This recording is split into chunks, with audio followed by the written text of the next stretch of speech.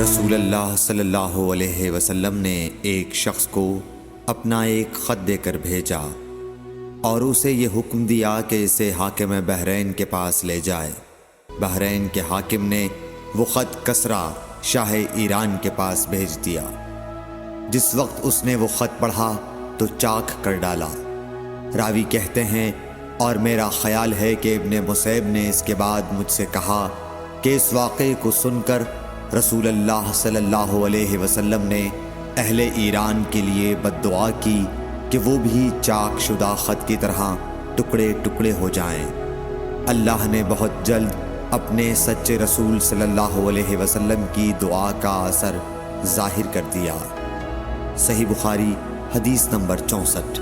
رسول اللہ صلی اللہ علیہ وسلم نے کسی بادشاہ کے نام دعوت اسلام دینے کے لیے ایک خط لکھا یا لکھنے کا ارادہ کیا تو آپ صلی اللہ علیہ وسلم سے کہا گیا کہ وہ بغیر مہر کے خط نہیں پڑھتے، یعنی بے مہر کے خط کو مستند نہیں سمجھتے۔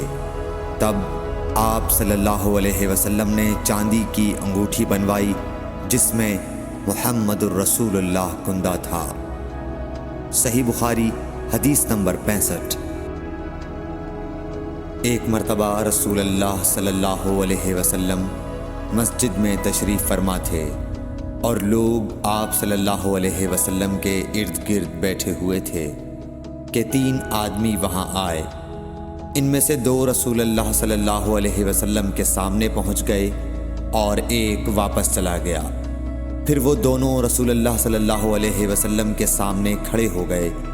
اس کے بعد ان میں سے ایک نے جب مجلس میں ایک جگہ کچھ گنجائش دیکھی تو وہاں بیٹھ گیا، اور دوسرا اہل مجلس کے پیچھے بیٹھ گیا، اور تیسرا جو تھا وہ لوٹ گیا۔ تو جب رسول اللہ صلی اللہ علیہ وسلم اپنی گفتگو سے فارغ ہوئے تو صحابہ رضی اللہ عنہم سے فرمایا، کیا تمہیں 3 آدمیوں کے بارے میں نہ بتاؤں؟ تو سنو۔ ان میں سے ایک نے اللہ سے پناہ چاہی، اللہ نے اسے پناہ دی، اور دوسرے کو شرم آئی تو اللہ بھی اس سے شرمایا کہ اسے بھی بخش دیا، اور تیسرے شخص نے منہ موڑا، اللہ نے بھی اس سے منہ موڑ لیا۔ صحیح بخاری حدیث نمبر 66۔ رسول اللہ صلی اللہ علیہ وسلم اپنے اونٹ پر بیٹھے ہوئے تھے اور ایک شخص نے اس کی نکیل تھام رکھی تھی۔ آپ صلی اللہ علیہ وسلم نے پوچھا، آج یہ کون سا دن ہے؟ ہم خاموش رہے حتیٰ کہ ہم سمجھے کہ آج کے دن کا آپ کوئی دوسرا نام اس کے نام کے علاوہ تجویز فرمائیں گے۔ پھر آپ صلی اللہ علیہ وسلم نے فرمایا، کیا آج قربانی کا دن نہیں ہے؟ ہم نے عرض کیا، بے شک۔ اس کے بعد آپ صلی اللہ علیہ وسلم نے فرمایا، یہ کون سا مہینہ ہے؟ ہم اس پر بھی خاموش رہے اور یہی سمجھے کہ اس مہینے کا بھی آپ اس کے نام کے علاوہ کوئی دوسرا نام تجویز فرمائیں گے۔ پھر آپ صلی اللہ علیہ وسلم نے فرمایا، کیا یہ ذو الحجہ کا مہینہ نہیں ہے؟ ہم نے عرض کیا، بے شک۔ آپ صلی اللہ علیہ وسلم نے فرمایا، تو یقیناً تمہاری جانیں اور تمہارے مال اور تمہاری آبرو تمہارے درمیان اسی طرح حرام ہیں جس طرح آج کے دن کی حرمت تمہارے اس مہینے اور اس شہر میں ہے۔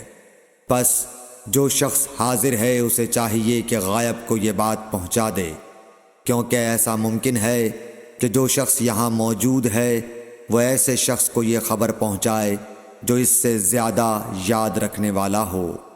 صحیح بخاری حدیث نمبر 67۔ صلی اللہ علیہ وسلم رسول اللہ صلی اللہ علیہ وسلم نے ہمیں نصیحت فرمانے کے لیے کچھ دن مقرر کر دیے تھے، اس ڈر سے کہ کہیں ہم کبھی دخاطر نہ ہو جائیں۔ صحیح بخاری حدیث نمبر 68۔ آپ صلی اللہ علیہ وآلہ وسلم نے فرمایا، آسانی کرو اور سختی نہ کرو، اور خوش کرو اور نفرت نہ دلاؤ۔ صحیح بخاری حدیث نمبر 69۔ عبداللہ ابن مسعود ہر جمعرات کے دن لوگوں کو وعظ سنایا کرتے تھے۔ ایک آدمی نے ان سے کہا، اے ابو عبد الرحمن، میں چاہتا ہوں کہ تم ہمیں ہر روز واعظ سنایا کرو۔ انہوں نے فرمایا تو سن لو کہ مجھے اس امر سے کوئی چیز مانع ہے تو یہ کہ میں یہ بات پسند نہیں کرتا کہ کہیں تم تنگ نہ ہو جاؤ، اور میں واعظ میں تمہاری فرصت کا وقت تلاش کیا کرتا ہوں، جیسا کہ رسول اللہ صلی اللہ علیہ وسلم اس خیال سے کہ ہم کبھی دخاطر نہ ہو جائیں واعظ کے لیے ہمارے اوقات فرصت کا خیال رکھتے تھے۔ صحیح بخاری حدیث نمبر 70۔